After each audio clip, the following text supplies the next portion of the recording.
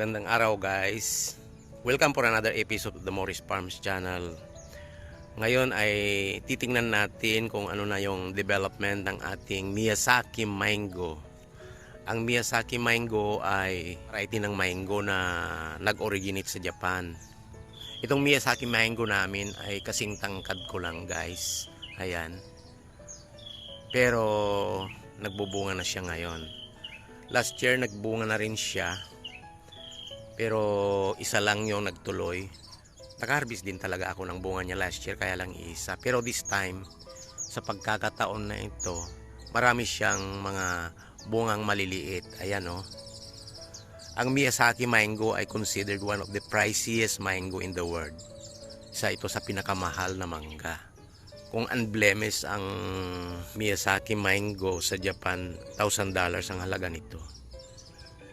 Pag walang blemishes o yung talagang walang damage. Yan guys, marami na siyang mga maliliit na bunga. Hopefully magtutuloy ang mga yan. Sa tingin ko naman kaya na niyang dalhin kasi medyo malaki na rin yung kanyang puno. Ito guys oh, dami pa dito sa kabila. Ayan, tingnan natin sa kabila. Ayan ang bunga ng aming Miyazaki Mango. One of the priciest mango in the world. Ika nga, ang Miyazaki. Ayan. Malalaki na rin, kaya lang ang dami. Itong isang bunch. I'm wondering kung kaya niyang dalhin ito. Sana madadala niya. Kaya lang ewan ko kung hindi siya magbawas. Anyway, it's natural phenomenon naman yan. Kung hindi niya kayang dalhin, magbabawas siya. Ayan guys oh, may tatlo pa dyan.